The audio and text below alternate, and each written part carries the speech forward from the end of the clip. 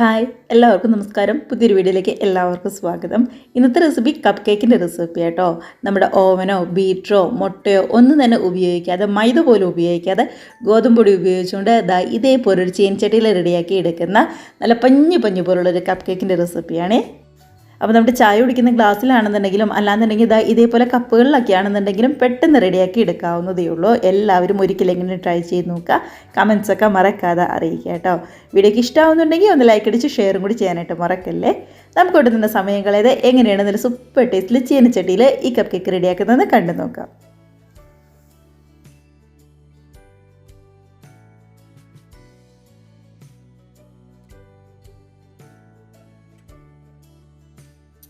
അപ്പോൾ നമ്മുടെ കപ്പ് കേക്കിന് മധുരത്തിനായിട്ട് ആദ്യം തന്നെ പഞ്ചസാര ഒന്ന് പൊടിച്ചെടുക്കണം. അതിനായിട്ട് ഒട്ടും തന്നെ വെള്ളത്തിൻ്റെ അംശമൊന്നുമില്ലാത്ത നന്നായിട്ട് ഉണങ്ങിയ ഒരു മിക്സിയുടെ ജാറിലേക്ക് 1/4 കപ്പ് പഞ്ചസാരയാണ് ചേർത്ത് കൊടുക്കുന്നത്. അപ്പോൾ 250 ml കപ്പിന് ഒരു 1/4 കപ്പ് പഞ്ചസാരയായിട്ടോ ഞാൻ എടുത്തിരിക്കുന്നത്. നമ്മളിപ്പോൾ ഈ പറയുന്ന അളവുകളൊക്കെ ഞാൻ കാണിച്ച ഒരു കപ്പിന് 5 കപ്പ് കേക്ക് റെഡിയാക്കി എടുക്കാനുള്ളതാണ്. പഞ്ചസാരയൊക്കെ ആണെങ്കിൽ നന്നായിട്ട് തന്നെ ഒന്നങ്ങ് പൊടിച്ചെടുക്കുന്നുണ്ട്. ഇനി വേണമെന്നുണ്ടെങ്കിൽ ഇതിൻ്റെ കൂടെ കയ്യിൽ ഏലക്കപ്പൊടി ഇല്ലാന്നുണ്ടെങ്കിൽ 2 ഏലക്കയും കൂടി പഞ്ചസാരയുടെ കൂടെ ഇട്ട് പൊടിച്ചെടുക്കാവുന്നതേ ഉള്ളൂ. ഞാൻ വേറെ സെപ്പറേറ്റ് ഏലക്കപ്പൊടിയാണ് ചേർത്ത് കൊടുക്കുന്നത്, അതുകൊണ്ട് കൂടെ പൊടിക്കുന്നില്ല കേട്ടോ. ഇനി അത്യാവശ്യം വലിപ്പമുള്ള ഒരു ബൗൾ എടുക്കുക. ഒട്ടും തന്നെ വെള്ളത്തിൻ്റെ അംശം പാടില്ലായേ. ഇതിനകത്തേക്ക് 250 ml കപ്പിന് 1 കപ്പ് ഗോതമ്പ് പൊടിയാണ് ചേർത്ത് കൊടുക്കുന്നത്. നമ്മൾ എപ്പോൾ ഏത് കേക്ക് ഉണ്ടാക്കാൻ വേണ്ടിയിട്ടാണെന്നുണ്ടെങ്കിലും ഇതേപോലെ അരിച്ചിട്ട് വേണം ചേർക്കാനായിട്ട്. ഇനി ഗോതമ്പൊടിയുടെ കൂടെ തന്നെ നമ്മൾ പൊടിച്ചെടുത്ത പഞ്ചസാരയും കൂടി ചേർത്ത് കൊടുക്കുവാണ്.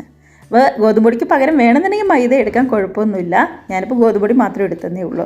ഒരു നുള്ളു ഉപ്പും അതേപോലെ തന്നെ ഒരു 1/4 ടീസ്പൂൺ ഏലക്കപ്പൊടിയും കൂടി ചേർത്ത് കൊടുക്കുന്നുണ്ട്. അതിനുശേഷം നന്നായിട്ട് പൊങ്ങി ഉള്ളൊക്കെ ഒന്നുകിൽ സോഫ്റ്റായി വരാനായിട്ട് ഇതിനകത്തേക്ക് ബേക്കിംഗ് സോഡയാണ് ചേർത്ത് കൊടുക്കുന്നത്. 1/2 ടീസ്പൂൺ മാത്രം, ഒരുപാട് കൂടുതലൊന്നും വേണ്ട, ബേക്കിംഗ് സോഡ മാത്രം മതിയേ. അതിനുശേഷം ഇപ്പോൾ നമ്മൾ ഈ ചേർത്തിരിക്കുന്നതൊക്കെയും ഇതേപോലെ ഒരു സ്പൂൺ ഉപയോഗിച്ച് നന്നായിട്ട് തന്നെ ഒന്നുങ്ങ് അരിച്ചെടുക്കുക. അപ്പോൾ ഇതേപോലെ ശരിക്കും ഒന്നുങ്ങ് നമ്മൾ പൊടികളൊക്കെ അരിച്ചെടുക്കുമ്പോൾ നല്ല സോഫ്റ്റ് ആയിട്ടിരിക്കും കേട്ടോ നമ്മുടെ കേക്ക്. ആ കാര്യം പ്രത്യേകം ഒന്ന് ശ്രദ്ധിക്കണേ. അത്യാവശ്യം വലിപ്പമുള്ള ഇതേപോലൊരു അരിപ്പ് ഉപയോഗിക്കുകയാണെന്നുണ്ടെങ്കിൽ ഒറ്റത്തവണ അങ്ങ് അരിച്ചെടുക്കാവുന്നതേ ഉള്ളൂ. അങ്ങനെ കേക്കിൻ്റെ മിക്സൊക്കെ നന്നായിട്ടൊന്ന് അരിച്ചെടുത്തിട്ടുണ്ട്. കണ്ടോ, നമ്മുടെ ആ ചേർത്ത് കൊടുത്ത ഏലക്കപ്പൊടിയുടെയും അതേപോലെ തന്നെ ചെറിയൊരു കട്ടകളൊക്കെ ഉണ്ടെന്നുണ്ടെങ്കിൽ അതൊക്കെ അരിപ്പയിലൂടെ അങ്ങ് മാറി കിട്ടിക്കോളും. നമ്മുടെ പൊടിയാണെന്നുണ്ടെങ്കിൽ നല്ല സോഫ്റ്റായിട്ട് നല്ല ക്ലീനായിട്ട് ഇപ്പോൾ നമുക്ക് കിട്ടിയിട്ടുണ്ട്. അപ്പോൾ ഇത് മതി. ഇനി ഇതിനകത്തേക്ക് നമ്മൾ വെള്ളമല്ല ചേർത്ത് കൊടുക്കുന്നത്, പകരം പാലാണ്. ഒരു 1/4 കപ്പ് പാലാട്ടോ നമ്മൾ ചേർക്കുന്നത്. തിളപ്പിച്ച് ചൂടാറിയ പാൽ വേണം ചേർക്കാനായിട്ട്, നല്ല കട്ടിപ്പാലാണേ. അപ്പോൾ ഒരു 1/4 കപ്പ് പാലും കൂടി ചേർത്ത് നന്നായിട്ട് തന്നെ ഒന്നുങ്ങ് മിക്സ് ചെയ്തെടുക്കാം. ഇനിയിപ്പോൾ പാലില്ലാന്നുണ്ടെങ്കിൽ നമ്മുടെ പാൽപ്പൊടി കുറച്ച് ചൂടുവെള്ളത്തിൽ ഒന്ന് പതുക്കെ ഒന്നുങ്ങ് മിക്സ് ചെയ്തെടുത്താലും മതിയാവും. ഇപ്പോൾ പാൽപ്പൊടിയാണ് എടുക്കുന്നതെങ്കിൽ ഒരുപാട് വെള്ളം ചേർത്ത് ഒരുപാടങ്ങ് ലൂസാക്കരുത്. കുറച്ച് കട്ടിപ്പാൽ, നമ്മൾ സാധാരണ പാൽ കവർ പാൽ മേടിക്കില്ലേ, ആ ഒരു കട്ടിപ്പ് വേണം. പാലും കൂടി ചേർത്ത് നന്നായിട്ടൊന്ന് മിക്സ് ചെയ്ത് ഒട്ടും തന്നെ കട്ടകളൊന്നുമില്ലാതെ നമ്മൾ റെഡിയാക്കി എടുത്തിട്ടുണ്ട്. അപ്പോൾ ഇനി ഇതിനകത്തേക്ക് ഓയിലാണ് ചേർത്ത് കൊടുക്കുന്നത്. ഞാനിവിടെ 2 ടേബിൾ സ്പൂൺ സൺഫ്ലവർ ഓയിലായിട്ട് എടുത്തിരിക്കുന്നത്. എപ്പോഴും റിഫൈൻഡ് ഓയിൽ വേണം കേക്ക് ഉണ്ടാക്കാനായിട്ട് യൂസ് ചെയ്യാനായിട്ട്. വെളിച്ചെണ്ണയോ അതേപോലെ തന്നെ പാം ഓയിലോ ഒന്നും എടുക്കരുതേ. അപ്പോൾ നമ്മുടെ ഓയിലും കൂടി ചേർത്ത് നന്നായിട്ട് തന്നെ ഒന്നങ്ങ് മിക്സ് ചെയ്തെടുത്തിട്ടുണ്ട്. അപ്പോൾ അളവുകളൊക്കെയും ഒന്ന് ശ്രദ്ധിക്കണം. ഒരു 1/4 കപ്പ് പഞ്ചസാര, അതേപോലെ തന്നെ 1 കപ്പ് ഗോതമ്പ് പൊടിയോ അല്ലാന്നുണ്ടെങ്കിൽ മൈദയോ, അതേപോലെ തന്നെ 1/4 കപ്പ് പാല്. അപ്പോൾ എല്ലാം കൂടി ചേർത്ത് നന്നായിട്ടൊന്ന് മിക്സ് ആക്കി കഴിഞ്ഞാൽ നമ്മുടെ കേക്കിൻ്റെ മിക്സിംഗ് ഒക്കെ ഇവിടെ കഴിഞ്ഞു. ഇത്രയേ ഉള്ളൂ. ഏറ്റവും സിമ്പിളായിട്ട് നമുക്ക് റെഡിയാക്കി എടുക്കാൻ പറ്റാവുന്ന ഒരു മിക്സ് തന്നെയല്ലേ. ഇനിയിപ്പോൾ ഒട്ടും തന്നെ സമയം കളയത് നമുക്ക് നേരെ മോൾഡിലേക്ക് ഒഴിച്ച് കപ്പ് കേക്ക് റെഡിയാക്കാനായിട്ട് തുടങ്ങാം. അപ്പോൾ ഒന്നെങ്കിൽ ഞാൻ ആദ്യം പറഞ്ഞതുപോലെ തന്നെ നമ്മുടെ ചായ കുടിക്കുന്ന സ്റ്റീൽ ഗ്ലാസ് ഉണ്ടല്ലോ ചെറുത്, അത് വേണമെന്നുണ്ടെങ്കിൽ അത് എടുക്കാം. ഇല്ലാന്നുണ്ടെങ്കിൽ ഇതേപോലുള്ള കുട്ടി പാത്രങ്ങളാണെന്നുണ്ടെങ്കിലും മതിയാവും. എല്ലാത്തിലും കുറച്ച് ഓയിലൊന്ന് പറ്റി കൊടുക്കുക കേട്ടോ. എല്ലാ സൈഡിലേക്കും ഓയിലൊന്ന് പറ്റി കൊടുക്കുക. അതിനുശേഷം നമ്മൾ റെഡിയാക്കി വെച്ചിരിക്കുന്ന നമ്മുടെ മിക്സ് ഈ പാത്രത്തിൻ്റെ, അതായത് ഈ ബൗളിൻ്റെ പകുതി മാത്രം ഒഴിച്ചു കൊടുക്കുക. പകുതി അല്ലാന്നുണ്ടെങ്കിൽ ഒരു 1/4 ഭാഗം, നിറച്ചൊഴിക്കരുത് കേട്ടോ. ഈ ഒരു അളവിലാണ് ഇപ്പം ഞാൻ നിർത്തിയിരിക്കുന്നത്. ഒരുപാട് കൂടുതലുമില്ല, 1/4 ഭാഗത്തിന് അത്രയും ഇല്ല, എന്നാൽ അര ഭാഗത്തിലും കുറച്ചും കൂടി ഉണ്ടതാനും, അത്രയേ ഉള്ളൂ.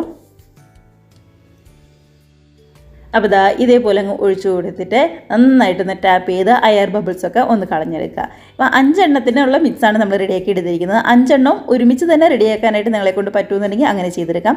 ഞാനിവിടെ 2 തവണയായിട്ടാണ് റെഡിയാക്കി എടുക്കുന്നത്. അപ്പോൾ നമ്മുടെ ഓവനിലൊന്നുമല്ല, ഇതേപോലെ നല്ല അടികട്ടിയുള്ള ഉള്ളുള്ള ഒരു ചീനച്ചട്ടിയോ അല്ലാന്നുണ്ടെങ്കിൽ നല്ല അടികട്ടിയുള്ള ഏത് പാത്രമാണെന്നുണ്ടെങ്കിലും മതിയാവും. നന്നായിട്ട് ചൂടായി കഴിഞ്ഞപ്പോൾ നടുക്കിലേക്ക് ഒരു സ്റ്റാൻഡ് വെച്ച് കൊടുത്ത് അതിൻ്റെ മുകളിലേക്ക് ഒരു പാത്രം കൂടി വെച്ച് കൊടുത്തിട്ടുണ്ട്. ഇനിയിപ്പോൾ ഇതിൻ്റെ മുകളിലേക്ക് നമ്മൾ റെഡിയാക്കി വെച്ചിരിക്കുന്ന നമ്മുടെ പാത്രം കൂടി, നമ്മുടെ കപ്പ് കേക്കിൻ്റെ പാത്രം കൂടി അങ്ങ് വെച്ച് കൊടുക്കാം. കാരണം നല്ലൊരു ഭംഗിക്ക് വേണ്ടിയിട്ടും ടേസ്റ്റിന് വേണ്ടിയിട്ടും കുറച്ച് കാഷ്നട്ട് പൊടിപൊടിയായിട്ട് ഒന്ന് കട്ട് ചെയ്ത് ഇതേപോലെ മേളിക്കടെ ഒന്നങ്ങ് വിതറി കൊടുക്കാം. ഇല്ലാന്നുണ്ടെങ്കിൽ കുറച്ച് ട്യൂട്ടി ഫ്രൂട്ടിയൊക്കെ ആണെന്നുണ്ടെങ്കിലും കുഴപ്പമൊന്നും ഉണ്ടാവില്ല. ഇനിയിപ്പോൾ ഇത് അടച്ച് വെച്ച് നന്നായിട്ടൊന്ന് വെന്ത് ശരിക്കും ഒന്നങ്ങ് പൊങ്ങി വരാനായിട്ട് വെയിറ്റ് ചെയ്യാം.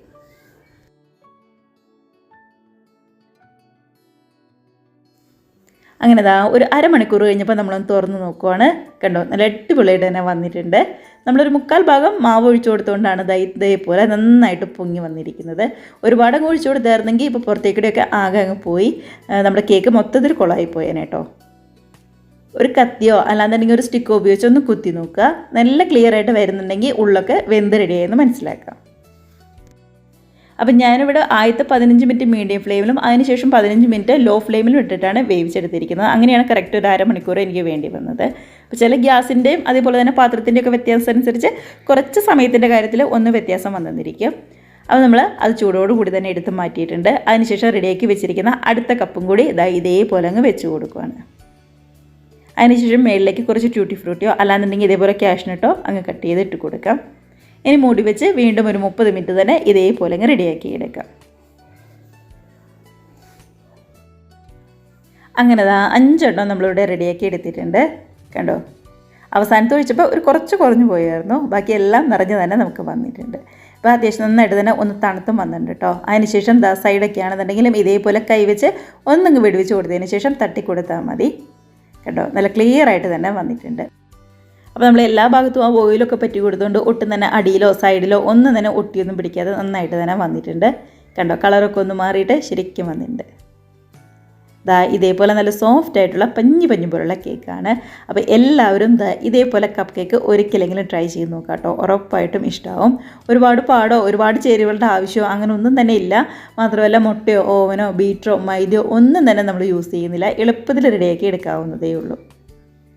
അങ്ങനെ ഇതേപോലെ അത്യാവശ്യം നല്ല വലിപ്പമുള്ള 5 കപ്പ് കേക്കാണ് നമ്മൾ റെഡിയാക്കി എടുത്തിരിക്കുന്നത്. നമ്മുടെ കുട്ടീസിനൊക്കെ ആണെന്നുണ്ടെങ്കിലും വൈകുന്നേരം സ്കൂളൊക്കെ വിട്ട് വരുമ്പോൾ ഏറ്റവും വിശ്വസിച്ച് എളുപ്പത്തിൽ റെഡിയാക്കി കൊടുക്കാവുന്നതേ ഉള്ളൂ. ട്രൈ ചെയ്ത് നോക്കുക. കമൻസൊക്കെ മറക്കാതെ അറിയിക്കുക. അതേപോലെ തന്നെ വീഡിയോ ഒക്കെ നിങ്ങൾക്ക് ഇഷ്ടമായെങ്കിൽ ഒന്ന് ലൈക്ക് അടിച്ച് മറ്റുള്ളവരിലേക്ക് കൂടി നമ്മുടെ റെസിപ്പി ഷെയറും കൂടി ചെയ്യാനായിട്ട് മറക്കല്ലേ. അതുപോലെ ആദ്യമായിട്ട് നമ്മുടെ ചാനൽ ആരെങ്കിലും കാണുന്നവരുണ്ടെങ്കിൽ വീഡിയോ റെസിപ്പിയൊക്കെ നിങ്ങൾക്ക് ഇഷ്ടമായിട്ടുണ്ടെങ്കിൽ പ്ലീസ് നമ്മുടെ ചാനലും കൂടി ഒന്ന് സബ്സ്ക്രൈബ് ചെയ്ത് സപ്പോർട്ട് ചെയ്യുക കേട്ടോ. അപ്പോൾ ഉള്ളൊക്കെ ആണെന്നുണ്ടെങ്കിലും നന്നായിട്ട് വെന്ത് ശരിക്കും പൊങ്ങി ഇതേപോലുള്ള പഞ്ഞി പോലുള്ള കേക്കാണ്. എല്ലാവർക്കും ഇഷ്ടമായെന്ന് വിശ്വസിക്കുന്നു. നമുക്കിപ്പോൾ ഇതേപോലുള്ള പുതിയ നല്ല അടിപൊളി വീഡിയോസും റെസിപ്പീസൊക്കെ ആയിട്ട് വീണ്ടും കാണാം. അതുവരെ എല്ലാവരും നല്ല ഹാപ്പി ആയിട്ട് ഹെൽത്തി ആയിട്ട് ഇരിക്കുക. ബൈ.